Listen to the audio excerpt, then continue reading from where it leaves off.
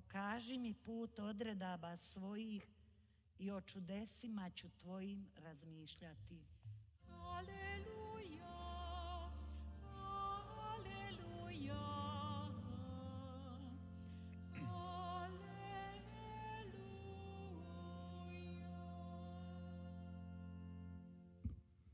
Gospodin s vama.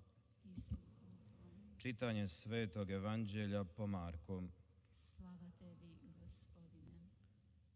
U ono vrijeme Isus ponovno dozove mnoštvo i stane govoriti im: poslušajte me svi i razumijte.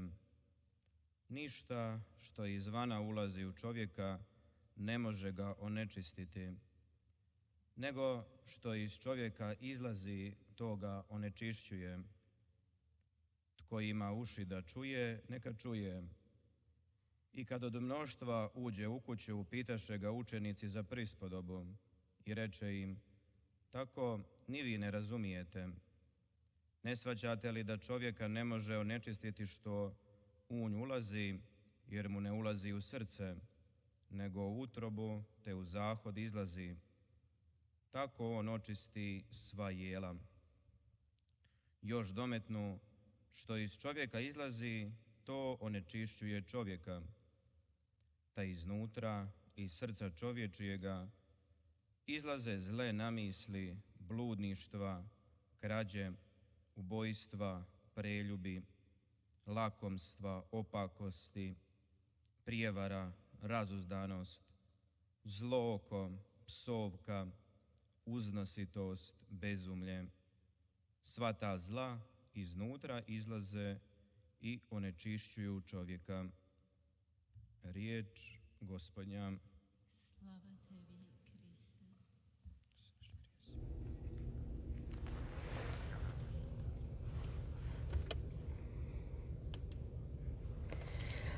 가끔씩 복음에서 제자들은 예수님께서 하시는 그 말, 자신들에게 하는 그 말씀을 이해하지 못하곤 했기 때문에 예수님께서는 그들에게 그것에 관해서 따로 설명하셔야 할 때가 있습니다. 즉, 그들과 혼자 남아 계셨을 때 설명하곤 했는데, 신약에서 가장 중요한 주제들 중에 하나는 바로 사람은 어떻게 자유에 도달할 수 있느냐입니다. 신약이나 구약 성경에서는 자유에 관해서 이런 개념을 씁니다. 마음의 정결이라는 것인데, 정결의 반대말은 불결함이겠죠. 오늘 복음에서는 어제의 그 말씀이 지속되고 있습니다. 예수님께서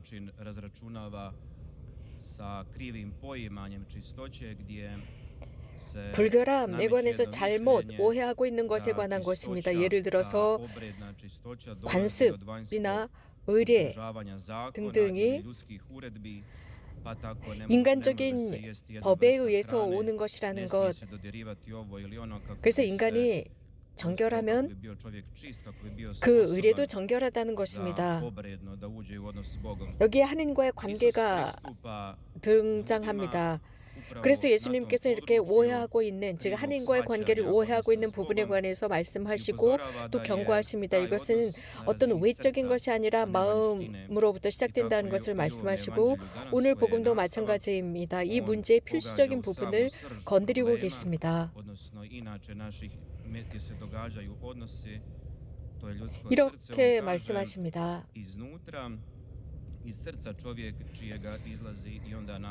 안으로부터, 그 사람들의 마음으로부터 여러 가지 나쁜 것들이 나온다는 말씀을 하십니다. 그러면서 계속 나열하십니다. 이러한 복음 말씀이 사실 우리들과도 깊은 관계가 있을 것이라고 생각합니다. 여기에 관해서 저는 구약 성경을 인용하고 싶습니다. 그래서 예수님을 더 잘 이해하기를 바랍니다. 그리고 우리들의 삶을 위한 영적인 열매를 우리가 구체적으로 보았으면 좋겠습니다. 다윗의 예를 들겠습니다. 다윗은 임금으로서 왕좌에 앉았습니다. 그의 군인들은 전쟁 중이었습니다. 그는 왕좌에서 쉬고 있었습니다. 왕궁에 있었고, 그리고 그는 자신의 성체의 옥상에 올라가서 도성을 바라봅니다. 그런데 그 옥상에 올라갔을 때 뜰 아래 있었던 한 여인을 보게 됩니다. 그리고 다윗 임금은 그 여인을 보면서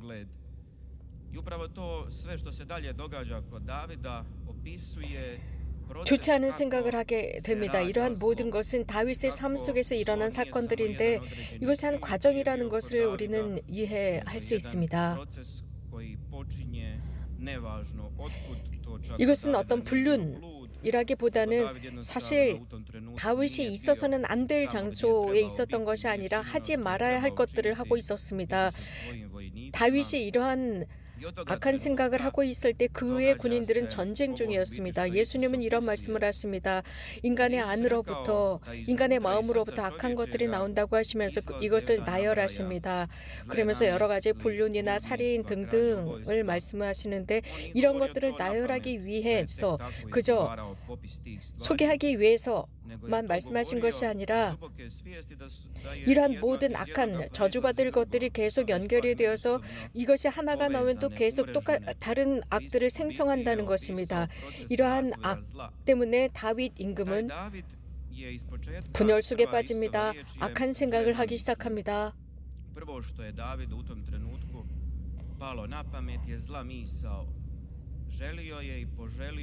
다른 사람의 아내를 탐하기 시작합니다. 소유하고 싶어합니다.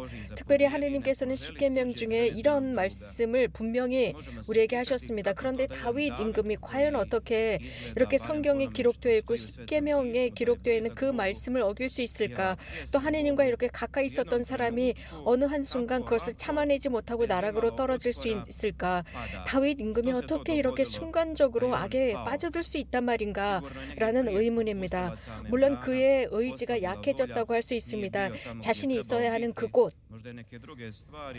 이었지만 거기서 악한 생각이 만들어지기 시작합니다. 그런 뒤 그 결과는 참담했습니다. 불결함이었고 불륜이었습니다.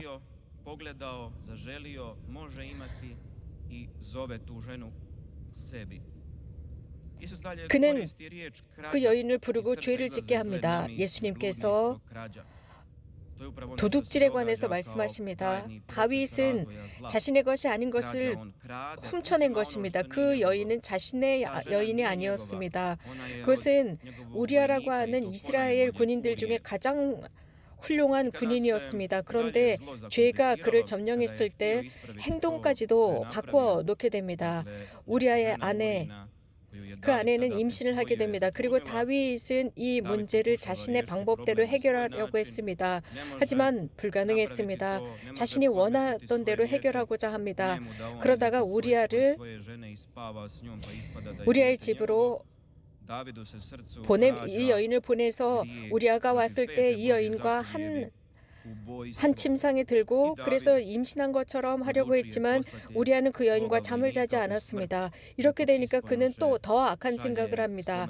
살인하기로 합니다. 이스라엘 백성 중에서 이스라엘 군인 중에서 가장 훌륭한 그 군인 대장을 전선에 전방에 서게 합니다. 이렇게 죽이게 됩니다. 간접적인 살인이었습니다. 예수님 살인, 불륜, 악행, 속임수, 우둔함, 교만함, 어리석음 등등 이 모든 것들이 인간의 마음으로부터 나온다 했습니다. 이러한 악의 힘이 인간의 마음을 사로잡았을 때 사실은 우리들을 속입니다. 이 악은 이제 멈출 것이다. 다른 악은 이제 오지 않을 것이다. 라고 인간을 속이게 됩니다. 그러나 다른 사람의 아내를 바라봅니다. 바라보는 것으로 죄가 되거나 죄의 나락으로 떨어지는 것이 아니라 이런 악의 힘이 자신의 안으로 들어올 수 있도록 허락했다는 것이 문제가 됩니다. 그럼으로써 인간은 악의 꼭두가시가 되어버리는 것입니다. 다윗은 바로 이러한 모든 죄에 빠졌습니다. 불륜을 저지르고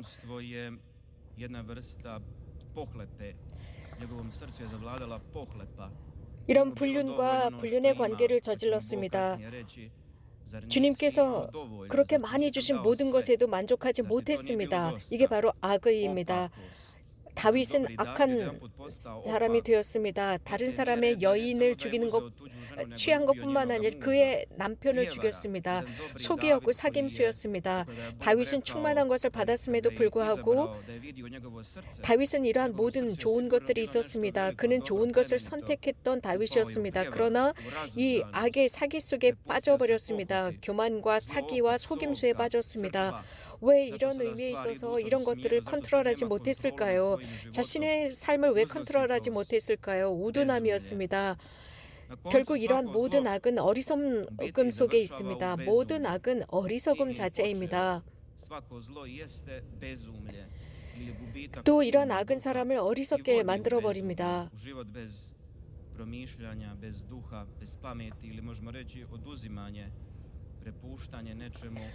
어리석음은 결국 인간을 압박합니다.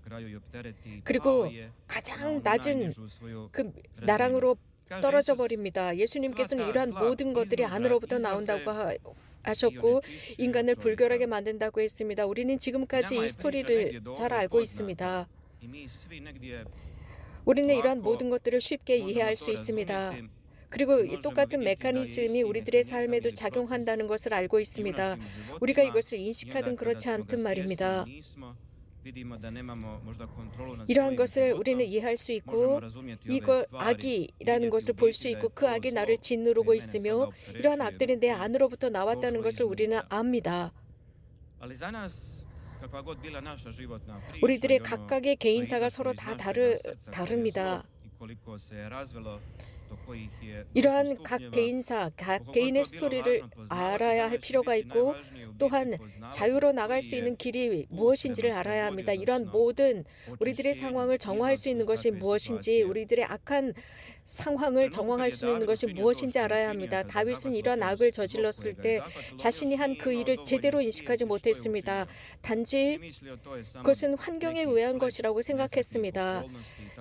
이런 어떤 환경, 즉 불행한 상황 속에서 자신이 살았던 그 삶 속에서 일어난 일이라고 치부했습니다. 그러나 성경에서는 분명하게 하시는 말씀이 있고 우리에게도 중요합니다. 하나님께서는 이런 것과 절대 화해하시지 않습니다. 하나님은 이런 것들을 좋아하지 않으십니다. 다윗이 한 일을 좋아하지 않으셨습니다. 하나님 눈앞에 악행을 저질렀습니다. 그리고 우리들의 삶에서 정말 중요한 일이 발생합니다. 즉 악으로부터 나오는 것입니다. 그것은 다윗으로부터 시작되는 것이 아니라 하느님으로부터 시작됩니다. 그 악을 그는 원하지 않았지만 그 악에 스스로 가까이 갔습니다. 가까이 감으로써 그것이 짓눌렀지만 그는 거기로부터 나오기를 원했습니다. 그리고 정화되기를 바랬습니다. 자유라는 상황으로 들어가고자 했습니다. 그렇게 되었을 때 한 사람, 특별한 사람을 파견합니다. 예언자였습니다. 하느님의 사람, 예언자가 한 스토리를 그에게 들려줍니다. 하나님께서는 예언자를 통해서 다윗의 영혼 상태를 드러냅니다. 아주 다양한 디테일이었습니다. 그 디테일을 다 말하지 않아도 무엇이 부족한지를 그 예언자는 분명히 말했습니다. 현대에는 예언자들이 부족합니다. 우리에게 무엇이 악이고 선인지를 식별해주는 예언자가 부족합니다.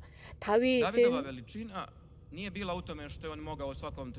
자기가 원하던 여성들을 부를 수 있었습니다. 자기가 원하는 대로 할 수 있었습니다. 다윗의 위대함이라고 하는 것은 자신이 임금이고 권력가라는 것이 아니라 다윗의 위대함은 자신이 지닌 그 많은 보물을 지녔기 때문이 아니라 진리를 알고 있었습니다. 그렇기 때문에 훨씬 더 이 세상에 큰 결핍을 느꼈습니다. 그때 하나님께서는 당신의 예언자들을 보내셔서 이것은 잘못된 것이다 라고 말씀하시고 악이 무엇인지 이해하게 만들었습니다. 인간의 위대함이라고 한다면 진리를 아는 것입니다.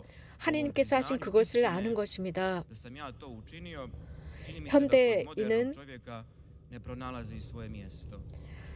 공간을 찾지 못하고 있습니다. 그래서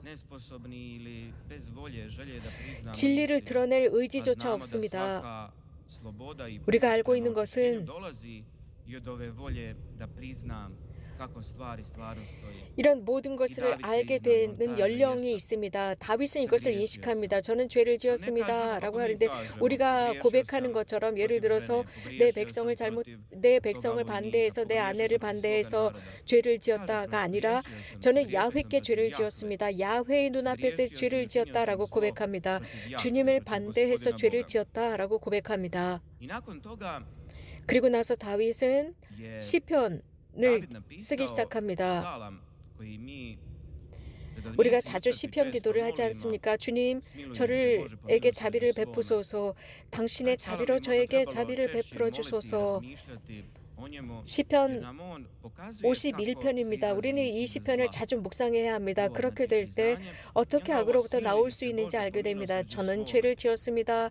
그래서 저는 참으로 당신의 자비가 필요합니다. 그 뜻은 나는 당신의 연민이 필요합니다. 제가 악으로부터 나올 수 있는 유일한 길은 당신께서 저에게 선사하시는 용서입니다. 당신께서 저에게 그 용서의 선물을 주시지 않는다면 저는 할 수가 없습니다.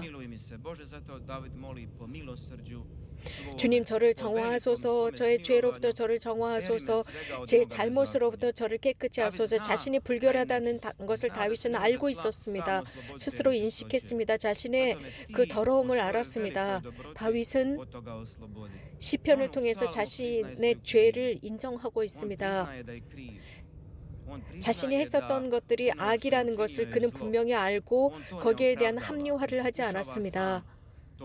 그는 자신이 지은 죄에 대해서 핑계를 대지도 않았고 합리화나 남들을 설득하려고 하지 않았습니다. 오로지 하느님의 자비만을 고대했고 그럼으로써 하느님께서 자신을 바라보아 주길 고대했습니다. 다윗의 삶 속에서 일어난 일입니다. 큰 잘못을 저질렀습니다. 하지만 가장 큰 잘못이라고 한다면 하느님의 자비, 그 자비를 인정하지 않는 것입니다.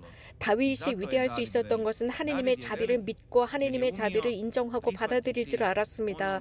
우리는 살아가면서 받아들이지 않아도 된다라고 생각할 수 있습니다. 이것이 이 사람이 지닌 가장 큰 위험이고 난관입니다. 저는 열심한 신자가 아닙니다. 착한 사람도 아닙니다. 그래서 하느님이 나를 용서할 수 없다라고 생각합니다. 오늘 복음의 메시지는 그 반대의 말씀을 전하고 있습니다. 그리스도께서는 우리들 발 아래 오셔서 우리들을 자유롭게 하시고 우리들을 정화하시기 위해서 우리 가까이 오셨으며 하느님의 사랑으로 내 악이 무엇인지를 보여주시기 위해서 오셨습니다.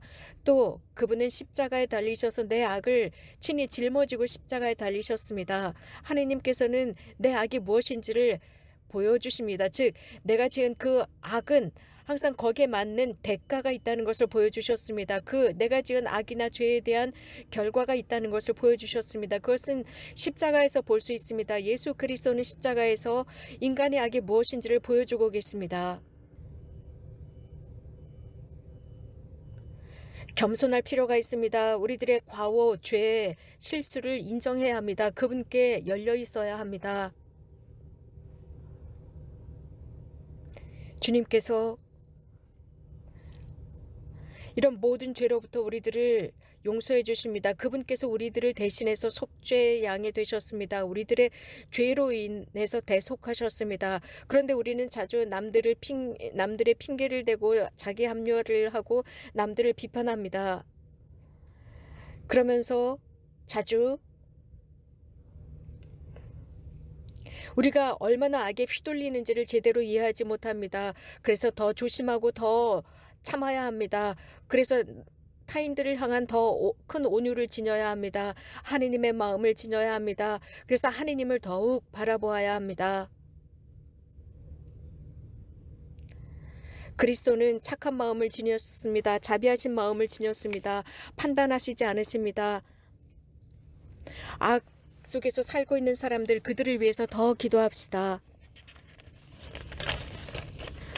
그들을 위해서 단식합시다. 그들을 위해서 희생합시다. 그래서 사랑만이 타인을 위한 그 사랑만이 우리들에게 중요하다는 것, 우리가 길을 잃었을 때 그 사랑이 우리를 구한다는 것, 그 사랑은 그리스도를 닮았습니다. 그리스도는 우리 모두를 위하신 분이십니다. 오늘 복음은 다시 한번 우리들을 그리스도께로 이끌어 갑니다. 그분의 사랑으로 이끌어 갑니다. 그 사랑은 십자가로부터 흘러나오고 있습니다. 오늘 봉헌하는 이 거룩한 미사가 우리들의 모든 불결함으로부터 우리들을 정화해 주십사 청합시다. 그럼으로써 그분께서 우리들에게 자유를 주실 수 있도록, 그분의 정결함을 주실 수 있도록, 그분 자체가 정결함입니다. 우리들의 기도를 주님께 봉헌합시다.